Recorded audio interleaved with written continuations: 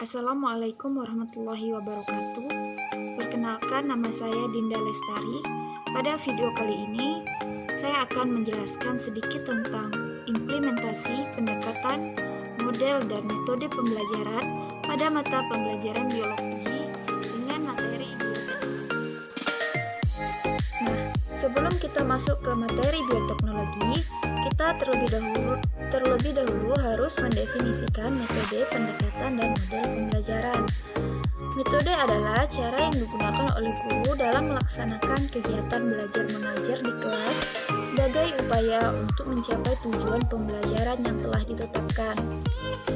Pendekatan adalah konsep dasar yang mewadahi, yang menginspirasi, menguatkan, dan melatari metode pembelajaran dengan cakupan teoritis tertentu.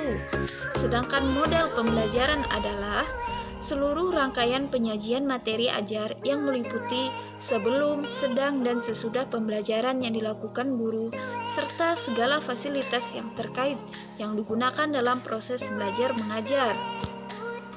Masuk ke materi bioteknologi. Bioteknologi merupakan cabang ilmu yang mempelajari pemanfaatan makhluk hidup maupun produk dari makhluk hidup dalam proses produksi untuk menghasilkan barang dan jasa. Nah, jenis bioteknologi ini terbagi menjadi dua, yaitu bioteknologi konvensional dan bioteknologi modern. Bioteknologi konvensional yaitu suatu penerapan bioteknologi yang sudah digunakan sejak ilmu pengetahuan belum berkembang pesat. Bioteknologi konvensional terbatas pada peran organisme melalui fermentasi dan pembuatan masih sangat sederhana. Contohnya itu dalam pembuatan tempe, tauco, oncom, dan lainnya. Kemudian bioteknologi modern meliputi sejumlah teknik yang melibatkan manipulasi gen, sel, dan jaringan hidup secara sengaja dengan cara yang dapat diprediksi. Contohnya seperti bayi tabung, produksi hormon, hewan transgenetik, dan vaksin. Baik, selanjutnya kita masuk ke pendekatan, model, dan metode pembelajaran yang sesuai dengan materi bioteknologi. Di sini ada macam-macam metode yang sudah saya pilih yang menurut saya sesuai dengan materi bioteknologi, yaitu metode ceramah. Seperti guru bisa menjelaskan kepada siswanya tentang pengertian bioteknologi, apa saja yang dihasilkan dari bioteknologi. Kemudian bisa masuk ke metode diskusi. Siswa bisa memberikan tanggung jawab kepada gurunya tentang hasil apa saja sih yang diperoleh dari bioteknologi. Contoh bioteknologi modern ataupun apa saja contoh bioteknologi konvensional. Kemudian guru juga bisa melakukan metode penugasan pada akhir pembelajaran ataupun setelah menyampaikan materi. Kemudian ke macam-macam pendekatan. Di sini saya memilih beberapa pendekatan yang saya rasa sesuai dengan materi bioteknologi, yaitu pendekatan tujuan pembelajaran, pendekatan pemecahan masalah, dan pendekatan sains, teknologi, dan masyarakat.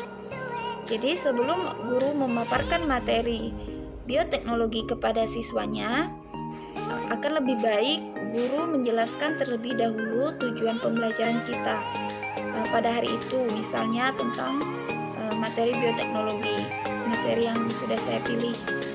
Nah, guru bisa menjelaskan tujuan pembelajaran, seperti siswa mampu menjelaskan arti bioteknologi, siswa mampu menjelaskan prinsip-prinsip dasar bioteknologi, lalu siswa mampu menjelaskan nilai tambah yang diperoleh atas pengembangan bioteknologi.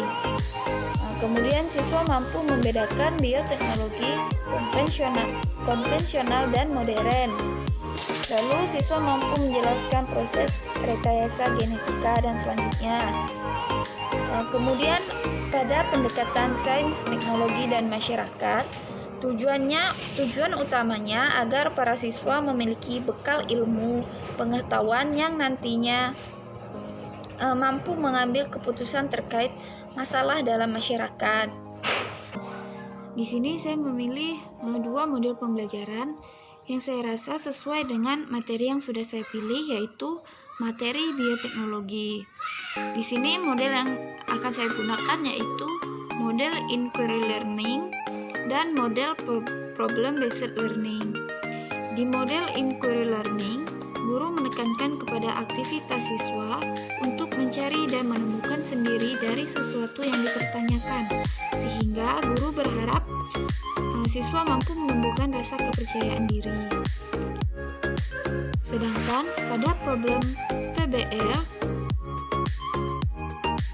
model pembelajaran yang dipicu oleh masalah yang mendorong siswa berpikir kritis.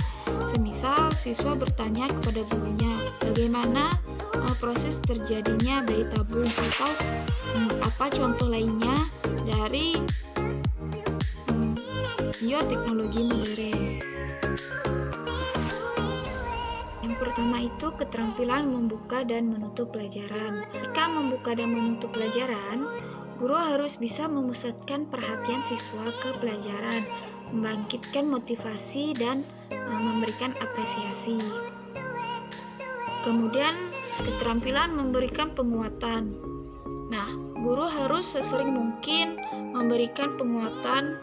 Penguatan adalah bentuk respon baik secara verbal dan nonverbal. Penguatan bertujuan untuk memberikan umpan balik sebagai koreksi. Lalu keterampilan menandakan variasi.